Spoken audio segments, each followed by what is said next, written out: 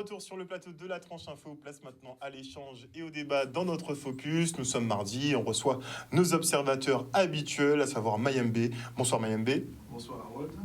Nous avons Daryl Pézeron. Bonsoir Daryl. Bonsoir Harold, bonsoir la Guadeloupe. Miguel Garin est présent. Bonsoir Harold, bonsoir la Guadeloupe. Bonsoir Miguel. Bonsoir Nick aussi pour une fois. Oui, Miguel a toujours un petit extra, boum boum. Et nous avons un invité particulier pour notre deuxième partie. Il s'agit de Hugues Oxybrin. Bonsoir Hugues. Bonsoir Harold, bonsoir tout le monde. Comment tu vas?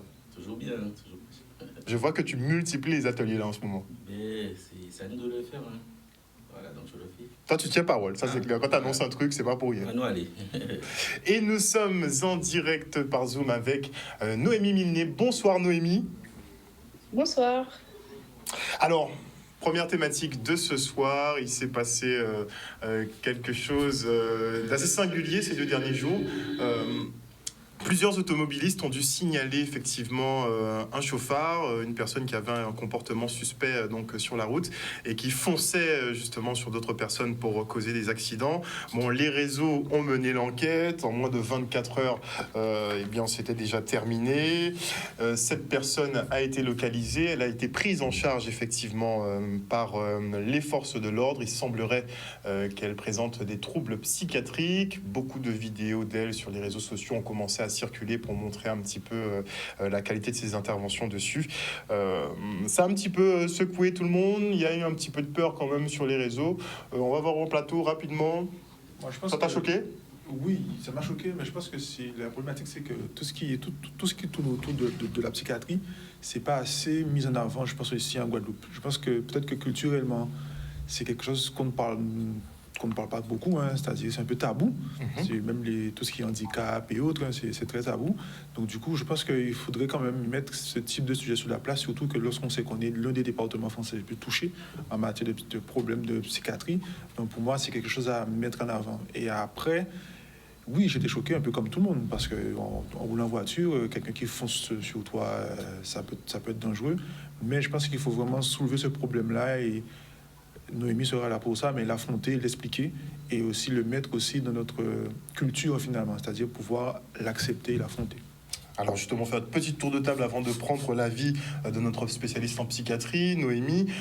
Daryl, ton avis un peu sur ce qui s'est passé ces derniers jours? Je rejoins ce que Mandy vient de dire. C'est un peu un souci où on cache un peu la problématique en bas fait, comme on dit. Déjà, on sait tous qu'on a un souci avec l'hôpital, justement, enfin le CHU de chez nous, donc j'imagine même pas sur le plan mental comment c'est pris en charge. Si c'est la même chose, forcément il doit y avoir un gros problème ou alors un gros retard, en tout cas sur notre archipel pour ce genre de personnes. Ensuite, moi malheureusement, j'ai pas pris connaissance de ce que cette fille a fait, mais pour le si peu que j'ai pu entendre, je me suis dit bon. Si elle est bien prise en charge et tout, enfin j'espère qu'elle sera bien prise en charge, en tout cas pour régler la problématique qu'elle rencontre actuellement, pour qu'elle puisse en tout cas reprendre une vie normale comme il se doit, sans pour autant se mettre en danger elle et le reste de la population. Hugues, ton avis un peu sur ça?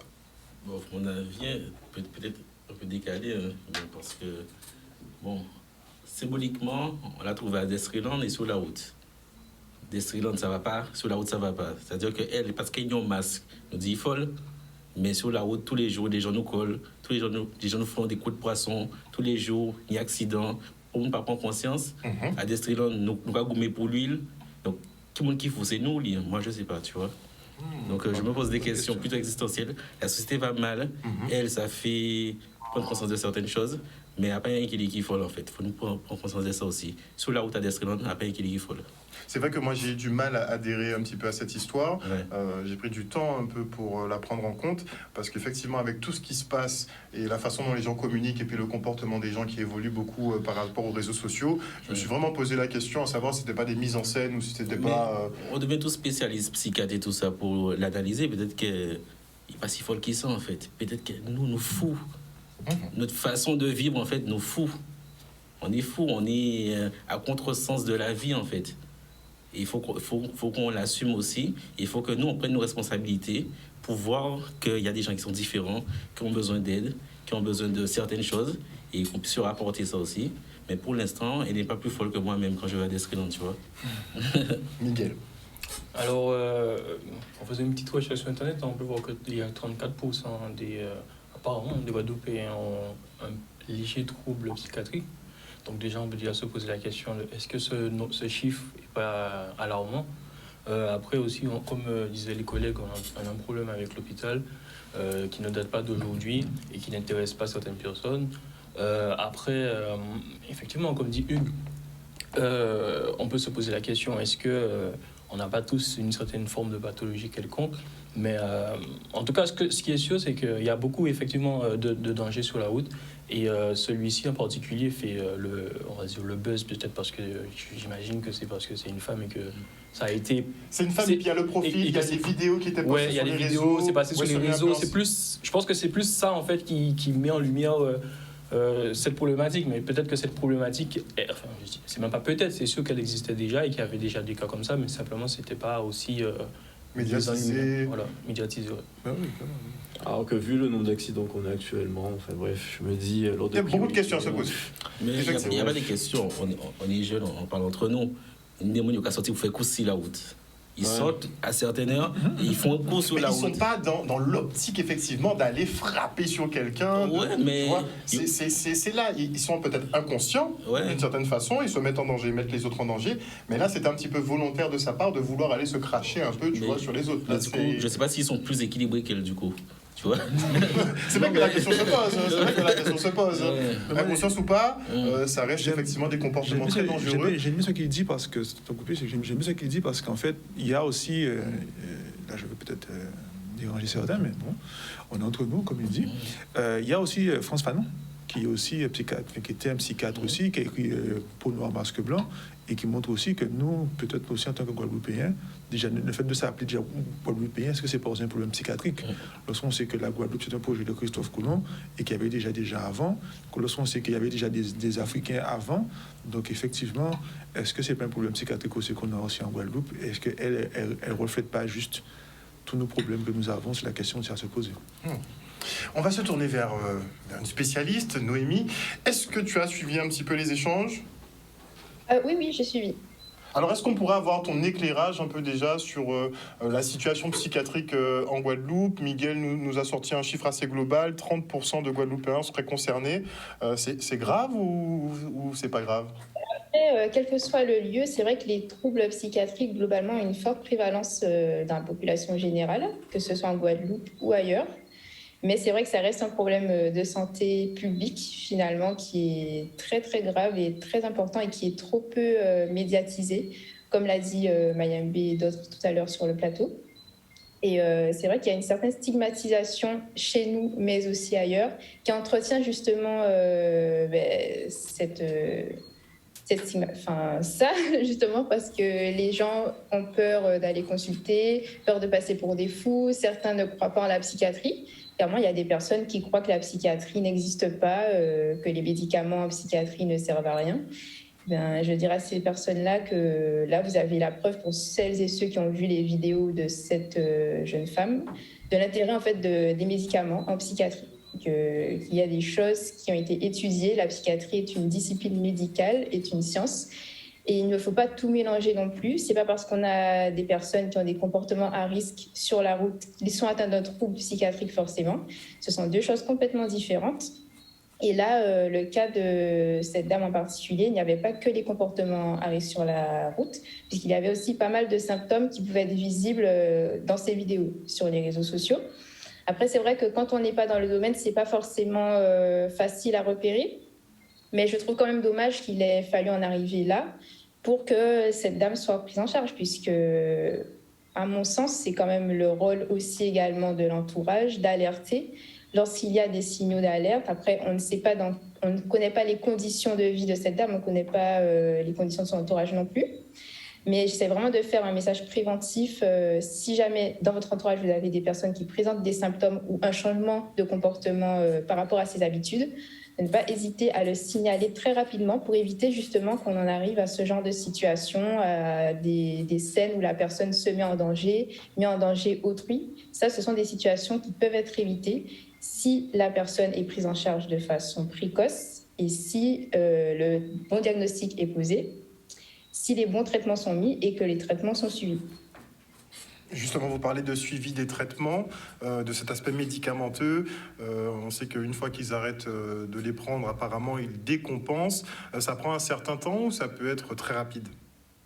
En fait, tout dépend de chacun, tout dépend du trouble. Ce ne sont pas tous les troubles psychiatriques qui nécessitent forcément des traitements médicamenteux, puisqu'il faut savoir qu'en psychiatrie, il y a aussi les psychothérapies. Et il y a différents degrés de troubles, il y a différents degrés de sévérité. Mais là, en l'occurrence, si on parle de symptômes psychotiques, donc tout ce qui est délire, désorganisation, hallucination, c'est vrai que là, c'est préférable de prendre des traitements médicamenteux puisque ce sont des symptômes qui sont quand même sévères, qui peuvent altérer la vision de la réalité, altérer le discernement et conduire à des comportements potentiellement dangereux, surtout pour soi-même, donc pour le patient, mais aussi parfois pour autrui, comme on a pu le voir dans ce cas-là. Moi, je me posais la question, Noémie, est-ce que la France est un pays qui, justement, a une sensibilité vis-à-vis de ce genre de problématiques, en tout cas sur le plan psychiatrie? Pas du tout. Moi, je trouve que globalement, dans les médias et au niveau politique, il y a une grosse stigmatisation de la psychiatrie, c'est-à-dire qu'on en parle uniquement en négatif, c'est-à-dire lorsqu'il y a des patients qui ont un comportement hétéro-agressif, c'est-à-dire qui ont commis des crimes ou qui mettent en danger les autres. Et c'est toujours avec des termes finalement stigmatisants, comme elle a enfin été attrapée, elle va être internée, l'asile à ciel ouvert, même si je sais que c'est le titre que vous avez mis, mais même ça, c'est stigmatisant en fait pour les patients, puisque les asiles n'existent plus, ce sont des hôpitaux psychiatriques comme les autres hôpitaux. Et ça, inconsciemment, ça joue en fait sur l'esprit collectif. Et c'est pour ça qu'il faut vraiment faire attention à ce genre de termes.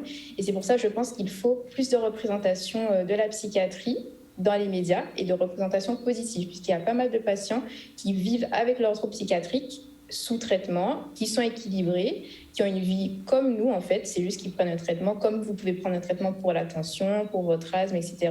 Et ça, on n'en parle pas assez, on ne le montre pas assez, et pourtant, ça existe. Si j'ai choisi le titre Asile à ciel ouvert, c'est un peu pour choquer, un peu beaucoup d'ailleurs pour choquer. Et pour une autre raison aussi, c'est que effectivement, on a cette dame donc qui s'est transformée pendant 2 jours en chauffard sur la route, mais on a l'émergence de nouveaux phénomènes, on va dire entre guillemets, sur les réseaux sociaux. Il y en a un qui est très connu, il s'appelle Sad. Ça fait des mois effectivement que les Guadeloupéens le suivent. Visiblement, il a été interné à plusieurs reprises. Après, on sent qu'il y a des profils qui sont différents. Lui sera plus grande gueule sur les réseaux, mais pas forcément à aller faire du mal à autrui. Elle, c'est un autre cadre. Donc, on a des niveaux de dangerosité par rapport à ces types de profils. En fait, déjà, ce sont des troubles, je pense, qui sont différents. Donc, chaque trouble s'exprime de sa façon et chaque patient est différent. Et en fait, on ne peut pas vraiment prédire quel patient sera hétéro-agressif ou non. Ça dépend de la symptomatologie du moment. C'est sûr qu'il y a des facteurs de risque, comme par exemple si c'est un patient qui a des idées délirantes de persécution, c'est-à-dire qu'il pense qu'on lui veut du mal, mais il aura plus tendance à développer un comportement dangereux, que ce soit pour sa propre protection ou parce qu'il aurait peut-être des hallucinations qui lui disent un tel te veut du mal, un tel veut ci, un tel veut ça. Donc finalement, c'est le rôle du psychiatre d'essayer, parce qu'on n'est pas des dieux non plus, mais d'essayer d'évaluer la dangerosité potentielle des patients. Mais il faut vraiment que la population comprenne que ce n'est pas parce qu'on a un trouble psychiatrique qu'on est dangereux. La plupart des patients qui sont atteints de ce genre de troubles sont surtout potentiellement dangereux pour eux-mêmes. C'est-à-dire qu'en psychiatrie, le plus grand risque, c'est le risque suicidaire. Donc, c'est le risque de se donner la mort à soi en premier. Ça peut arriver qu'il y ait des gestes hétéro-agressifs, des patients qui commettent des crimes sur autrui, mais ça reste quand même assez rare lorsqu'on regarde les statistiques. Donc, il ne faut vraiment pas s'alarmer par rapport à ça. Miguel Apamayambe. Ok. En fait, j'ai une question, Noémie. Est-ce que, par exemple, tu aurais un témoignage d'une ou d'un patient qui se serait potentiellement rétabli, ou, enfin, je ne sais pas si on utilise le terme rétabli, mais en tout cas, qui a, enfin, un témoignage, on va dire, positif pour donner un peu d'espoir aux familles qui ont, on va dire, faire face à ce genre de je ne sais pas si on peut appeler ça une problématique, mais voilà, faire face à ce genre de choses. Et est-ce que éventuellement il y a des rétablissements, si on peut toujours utiliser ce terme, qui se finalisent par un arrêt des traitements, en fait. Est-ce qu'il y a des... Alors, C'est possible de guérir des maladies. Ouais, si ça se guérit, Ok. enfin, je sais pas. Si c'est Alors, non, considéré comme étant une pas des maladie maladies. guérissable ou si c'est pas une maladie, enfin, voilà. Les maladies qui se guérissent, par contre, on peut avoir une stabilité des symptômes. Et en général, c'est vrai que les traitements sont plutôt des traitements au long cours. C'est à voir vraiment individuellement selon le patient et avec son psychiatre traitant qui a l'habitude de le connaître, qui lui seul peut décider d'un arrêt plus ou moins progressif des traitements. Mais c'est vrai que c'est assez rare, on ne va pas se mentir. Mais c'est possible en tout cas de vivre en étant stable. Oui, j'ai des témoignages de patients que j'ai déjà rencontrés dans le cadre d'un premier épisode. Par exemple, dans le cadre de troubles bipolaires ou même de troubles schizoaffectifs, voire de schizophrénie, qui sont repartis d'hospitalisation ou de consultation, parce que je suis passée dans différents services, en étant complètement normaux, c'est-à-dire sans aucun symptôme. Ça peut arriver. Et si le traitement est suivi au long cours, donc si le patient a reçu une bonne éducation thérapeutique, c'est-à-dire qu'il comprend sa pathologie et qu'il comprend l'intérêt d'avoir un traitement, de suivre son traitement correctement, d'aller à ses consultations, que son entourage également est conscient de sa pathologie et de la nécessité d'un traitement, eh bien ça peut se passer bien. Mais comment on fait comprendre au patient qu'il est victime, il souffre d'une pathologie? Mais en fait, il y a des séances d'éducation thérapeutique qui existent. C'est une forme de psychothérapie, en fait, où on explique en fait au patient sa pathologie et les différents traitements. Ça se fait sur plusieurs séances, ça se fait pas en une fois en général, et ça peut aussi exister pour la famille. Donc, c'est des processus qui prennent des mois, voire des années. Pas forcément des années, ça peut se faire sur quelques semaines. Ça dépend vraiment du degré en fait, de conscience des troubles du patient. Chaque patient est différent, donc c'est vraiment à adapter au patient. Il y en a qui ne seront pas forcément aptes à suivre ces séances-là tout de suite. Je parle plutôt des patients qui sont en état de crise, par exemple. Donc attendre qu'il y ait une stabilité clinique, attendre que le patient soit apte à suivre ce genre de séances pour les proposer et surtout les proposer, puisque ça existe. Et si le patient est dans le déni complet, reste dans le déni complet? Alors, c'est pour ça qu'on a les soins sous contrainte et les hospitalisations sous contrainte. D'ailleurs, c'est l'exemple qu'on a eu pour cette dame qui a été hospitalisée sous contrainte à la demande du représentant de l'État, puisqu'elle posait un trouble à l'ordre public. Mais ça existe pour les patients qui n'ont pas forcément conscience qu'ils ont besoin de soins. On peut les hospitaliser si leur état de santé le nécessite, à la demande soit d'un tiers, soit du représentant de l'État si la personne porte un trouble à l'ordre public. Et il existe aussi des soins sous contrainte, c'est-à-dire qu'ils ne sont pas forcément hospitalisés, mais qu'ils ont l'obligation d'aller consulter leur psychiatre régulièrement à une fréquence qui est définie, sous peine, entre guillemets, d'être réintégrés en hospitalisation, si jamais la personne ne va pas à ses rendez-vous, par exemple. Je donne plusieurs exemples possibles. Je ne dis pas que c'est le cas pour tous les patients, je dis juste que ça existe. Est-ce que la Guadeloupe est en capacité de prendre en charge ces malades? Alors, comme tout, la psychiatrie, c'est un secteur qui est en crise, surtout dans l'hôpital public actuellement. C'est la crise de tous les secteurs, mais surtout de la psychiatrie. Il manque des psychiatres partout. En Guadeloupe également, malheureusement, on n'y échappe pas. Et il y a un très gros manque de moyens en psychiatrie, de façon générale. D'ailleurs, comment ils sont pris en charge? C'est l'État, la famille, enfin je parle financièrement, puisque forcément ça a un coût. Donc, qui est garant justement de l'hospitalisation de ces personnes-là, en fait, sur le plan financier? Comme les autres services, si la personne a une sécurité sociale, une mutuelle, elle se fait rembourser l'hospitalisation. D'accord. Si les patients ont les moyens, ils peuvent aller aussi en clinique privée. Ça dépend. En fait, c'est vraiment comme les autres services. La psychiatrie, ça fonctionne exactement de la même façon. La seule différence, c'est que nous, on a aussi la possibilité d'avoir des soins sous contrainte. D'accord. Donc là, vous pouvez passer les médications selon besoin. J'ai une petite question aussi. En fait, il n'y a que les traitements, les médicaments, en fait, il n'y a que ce type de traitement qui est pris en charge ici. Il n'y a pas de traitement alternatif, c'est-à-dire que passer par une autre voie que médicamenteuse ou plus de suivi, je ne sais pas. Il n'y a que les médicaments, traitements, et ensuite météo fait meilleur côté. En fait, est-ce qu'il n'y a que ça comme solution ici actuellement? Maintenant, j'ai dit aussi qu'il existait des psychothérapies. Après, tout dépend du psychiatre que la personne consulte. Chacun a ses affinités, chacun a ses formations. Mais il existe différentes possibilités pour les patients. Mais c'est pas juste on enferme les gens, entre guillemets, comme tu as dit, hein. On peut très bien suivre un traitement et être chez soi, aller travailler, avoir des relations avec les autres. Il y a un traitement médicamenteux dans tous les cas.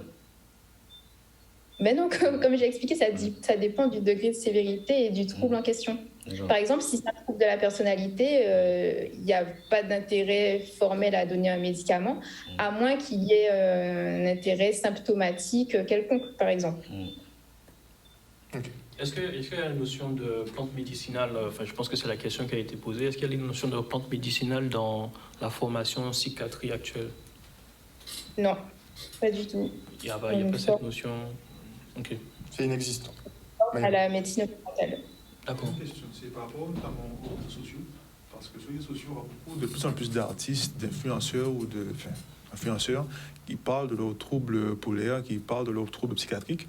Et je me savoir, quel était ton avis par rapport à tout cela? Parce qu'aujourd'hui, les jeunes qui sont majoritairement sur les réseaux, mais on voit des choses positives, des choses négatives. Donc j'aimerais avoir ton avis sur la psychiatrie et les réseaux sociaux aujourd'hui.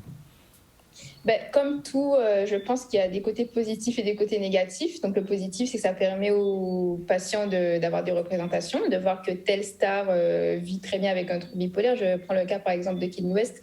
Même s'il a eu des phases de décompensation qu'on a tous remarquées, il a quand même pu mettre en œuvre des projets. C'est quelqu'un qui a quand même pu réussir certaines choses dans la vie.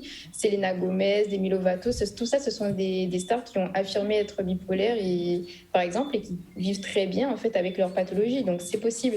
Mais c'est vrai aussi qu'il y a des côtés négatifs, c'est-à-dire des personnalités publiques comme Diams, par exemple, qui a dit clairement la psychiatrie a détruit ma vie. Ça, c'est sûr que quand vous avez une personne qui tient ce genre de propos, c'est un peu contre-productif du travail qu'on essaye de faire en psychiatrie, c'est-à-dire de déstigmatiser un peu la spécialité.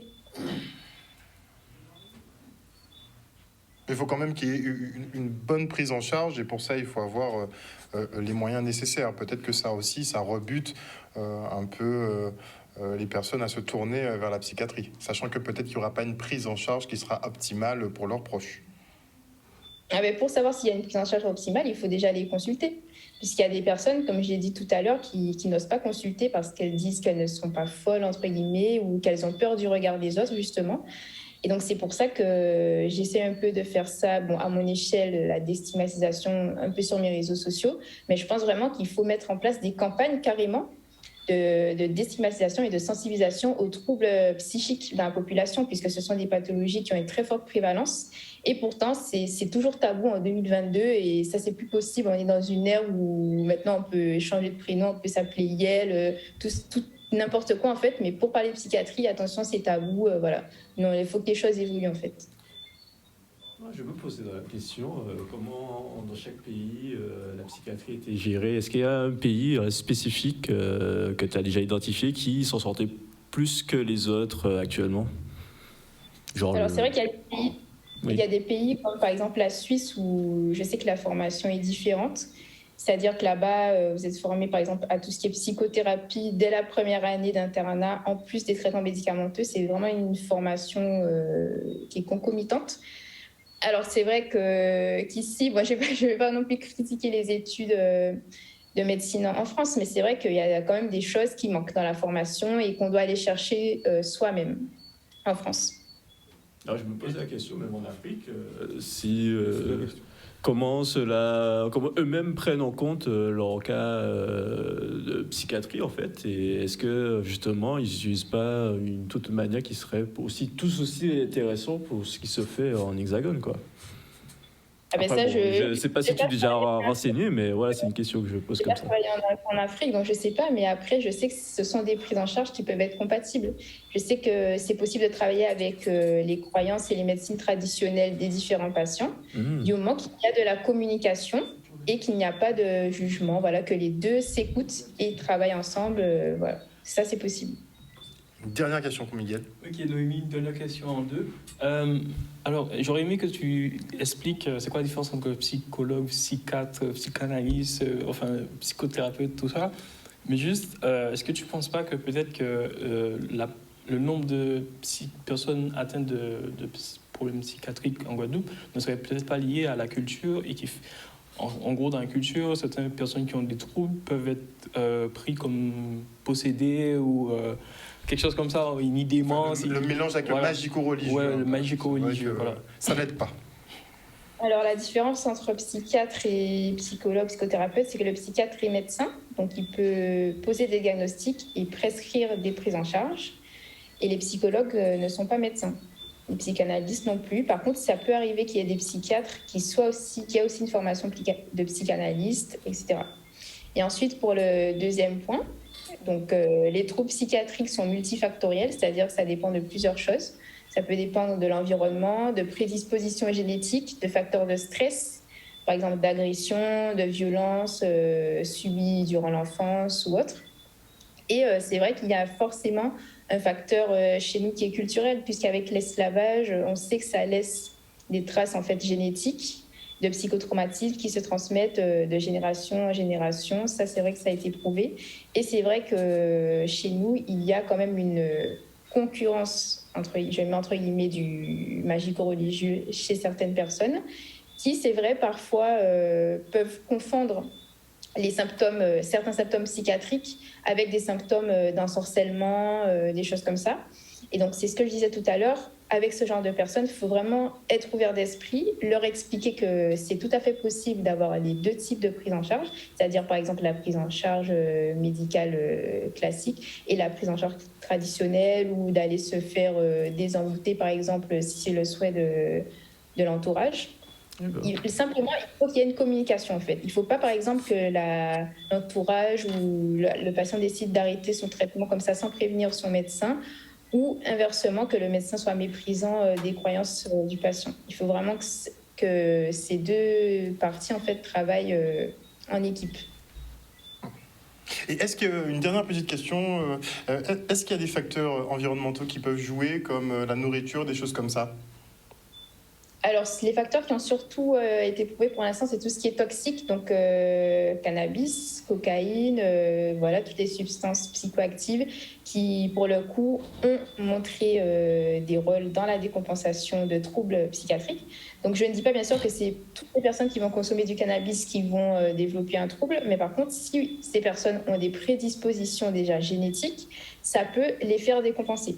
On l'a vu dans un cas médiatique qui a été assez connu, qui a même fait changer la loi, où justement c'était un patient atteint de troubles psychotiques qui avait consommé du cannabis et qui a commis un meurtre après avoir consommé, quoi. Donc ce sont des substances qui peuvent avoir des effets, quand je dis psychoactifs, des effets sur le cerveau et sur le comportement. Alcool y compris, non? Alors l'alcool, ça peut provoquer des choses comme des inhibitions, etc. Mais de là provoquer des troubles psychiatriques à proprement parler, je pense à plutôt des symptômes psychiatriques, mais des troubles, je ne sais pas.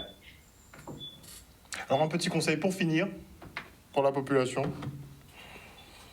Un conseil, d'éviter, je sais que ce n'est pas facile, d'éviter de stigmatiser les patients, puisque c'est vrai que dans le cas de cette actualité, j'ai pu voir des commentaires sur les réseaux sociaux traitant cette dame de psychopathe, de sociopathe, de serial killer. Arrêtez les préjugés, vous n'êtes pas psychiatre, vous n'êtes pas médecin, vous n'êtes pas psychologue. Donc arrêtez de faire des conclusions hâtives comme ça. Je sais que c'est un peu facile de faire ça derrière son écran, de juger, de se proclamer spécialiste. Mais les faits sont qu'il y a différents troubles psychiatriques qui existent et tous les patients psychiatriques ne sont pas forcément dangereux pour les autres. Ils sont avant tout en danger pour eux-mêmes, en fait. Il y a différents types de troubles psychiatriques. Il y a différents degrés. La psychiatrie, c'est un champ qui est très large. Il existe des solutions. Pas forcément des solutions médicamenteuses, il existe aussi des psychothérapies. Tout dépend du degré, mais dans tous les cas, le plus important, à mon sens, c'est d'aller consulter en cas de besoin, de ne pas hésiter, qu'il vaut mieux consulter pour rien que de ne pas consulter et qu'après, il soit trop tard, en fait, pour récupérer une vie à peu près normale. Merci beaucoup, Noémie, pour ces éclairages. On se quitte de retour sur le plateau du Focus. Nous sommes toujours avec nos observateurs du mardi. Et ce soir, nous allons parler d'ateliers d'agro-transformation qui seront menés par 100% ZEB. 100% ZEB qui est représenté par Hugues Oxybrin. Rebonsoir, Hugues. Bonsoir. Alors Hugues Oxybrin, que j'adore, hein, tout le monde le sait, hein, parce qu'il fait un énorme travail pédagogique autour de tout notre écosystème presque. Hein. Quand on regarde bien, tu arrives à tout mettre en valeur, que ce soit les plantes, que ce soit les animaux, enfin tout. Et tu travailles beaucoup aussi avec les tout petits, tu essaies beaucoup de faire de la transmission.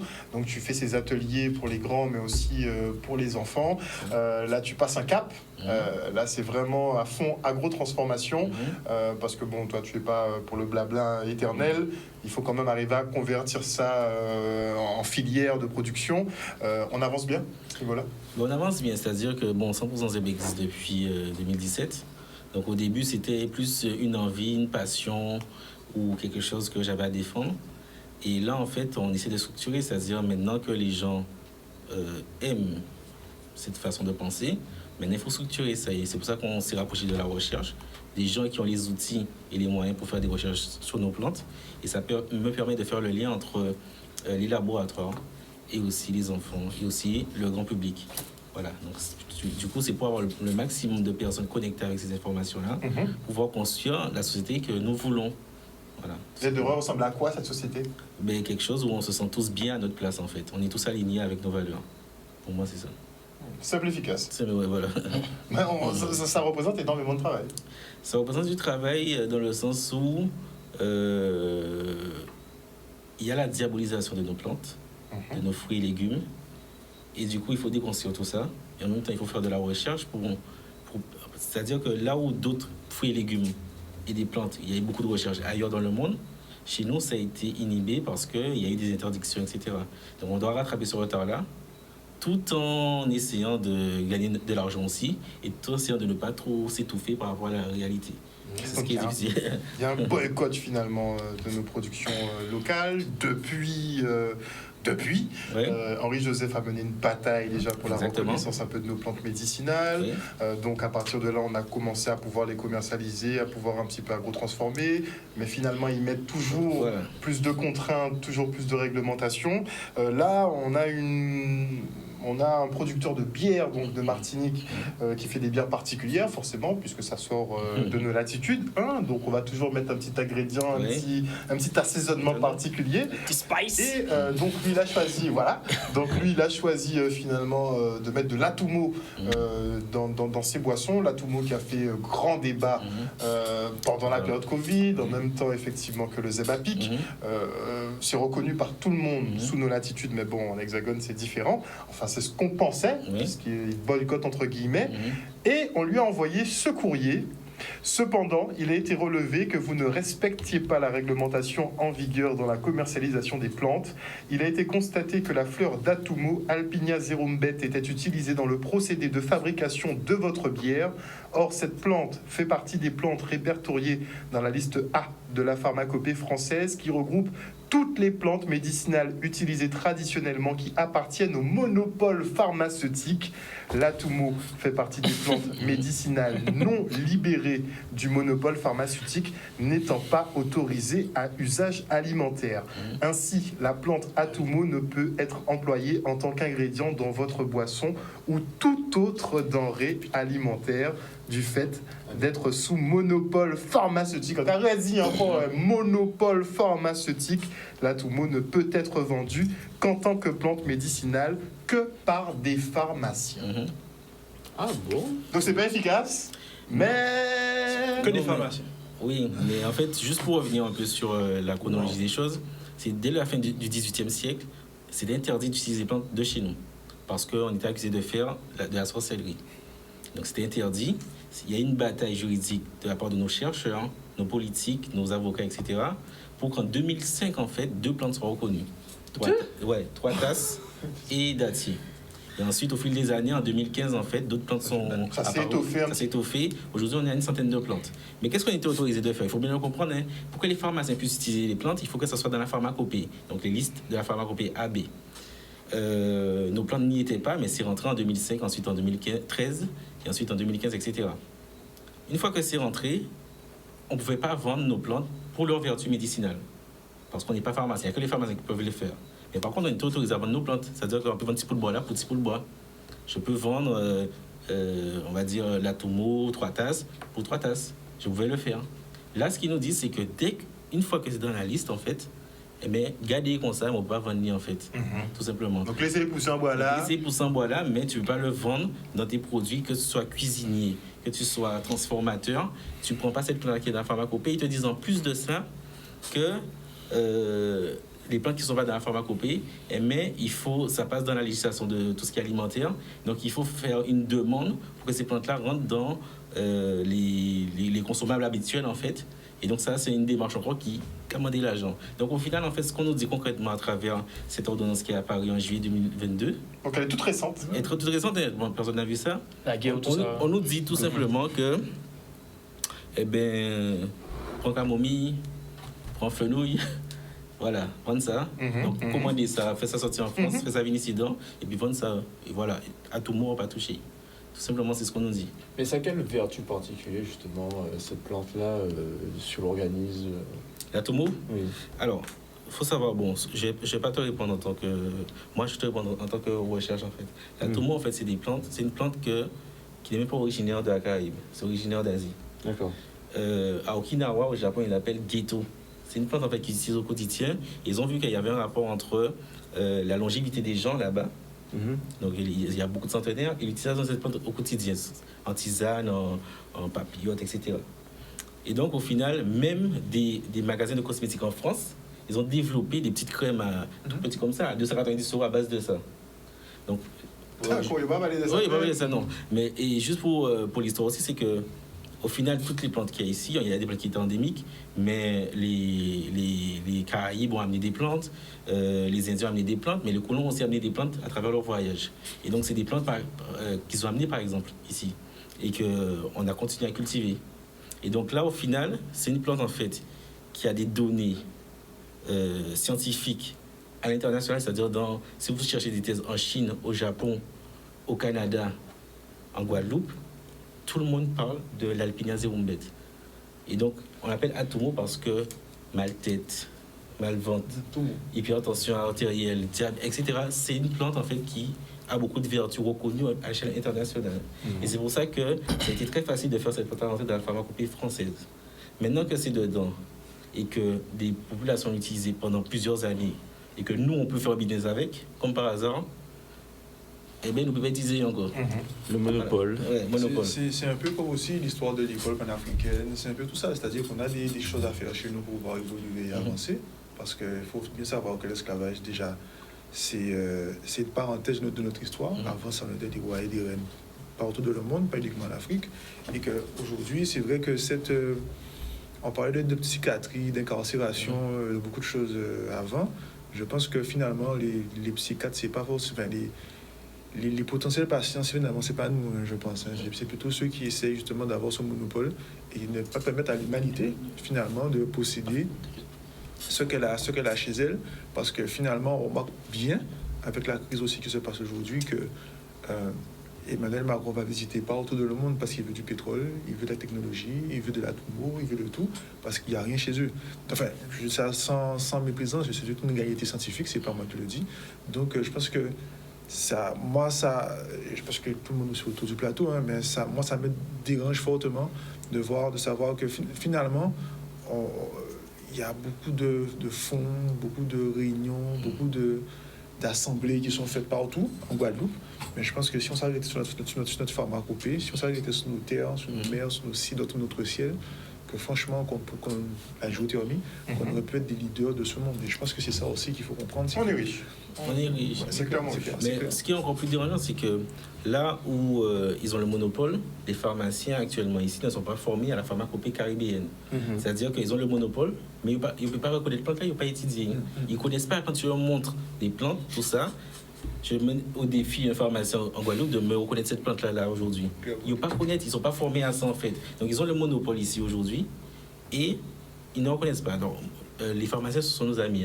Je veux dire, on n'est pas contre les pharmaciens. Au contraire, il y a beaucoup de pharmaciens qui veulent ça en fait. Ils trouvent l'incohérence. Parce qu'ils savent très bien que la plupart qui ont grandi ici savent très bien que la richesse va se trouver ici. Mais au final, ils ne sont pas formés à ça. Donc comment? Je pense que c'est à nous en fait de faire le lien maintenant. Maintenant, on a ça, on est éveillé. Et on sait où est-ce qu'on va. Il faut qu'on fasse ce lien avec les pharmaciens pour qu'on puisse utiliser les plantes de chez nous. tout simplement. Mais comment ça va se passer pour les producteurs comme toi, par exemple? Tu vas pas avoir le statut de pharmacien, Ouais. tu devras passer, prendre des partenariats, ça va se passer comment? Oui, des cette histoire? partenariats. Mais en fait, déjà, quelque chose de très simple. Hein. On a un héritage de nos ancêtres hein, et on a une ordonnance qui vient de technocrates qui ont mangé du cassoulet avant. Donc ça fait pas le poids en fait. Ça fait pas le poids. J'ai trop d'arguments pour te donner en fait. J'ai trop d'arguments. On a trop de choses pour faire. Donc les serveurs d'ordonnance à IO, mais on a des choses qui vont venir très Mais simplement. c'est ce que je voudrais préciser, t'imagines, c'est quelqu'un qui est à plus de combien de kilomètres de chez toi qui te dit bon, t'as une plante chez toi, ne l'utilise pas. Voilà. C'est incroyable. Tout ça, ça devient. C'est pas ça devient. C'est mais ça de paraît ridicule. C'est ridicule, c'est aberrant. Et en plus, tu vois, il y avait une émission, qui parlait un peu de notre cher défunt Michaud Chevry, où il y avait une partie où elle était justement pour l'autonomie de la Guadeloupe et tout. Et j'avais vu à peu près les personnes qui étaient opposantes à ça. Je me dis, ceux qui étaient opposés à ça. J'ai envie de vous dire, je pense que vous pensiez avoir raison. Au final, on a beaucoup de retard sur beaucoup de choses. Peut-être qu'en fait, compte, on aurait pu régler ce problème-là avant même Mais qu'il il faudra, émerge. mais ça viendra sur la table parce que ça va bousiller le business de pas mal de personnes. C'est ça, c'est Ici. ça. Donc, à un moment, il faut savoir qu'est-ce qu'on veut véritablement. Est-ce qu'on va toujours se retrouver dans une situation où même nos plantes de chez nous, on ne pourra pas les utiliser parce qu'un tel qui est en train de manger son cassoulet là-bas, voilà. A décidé que non. Voilà. A décidé Voilà que que non. Il ne sait pas ce que c'est, il ne sait pas à quoi ça sert, mais il décide que non, tu ne peux pas l'utiliser. Alors que le japonais, lui, tranquillement, il a ça chez lui naturellement, il l'utilise. Je crois que c'est spécifique un peu à la France et ses colonies. Parce que franchement. Japonais ou chinois? Apparemment, c'est typique d'Asie, d'après ce que j'ai compris. Bon, moi je suis venu goûter.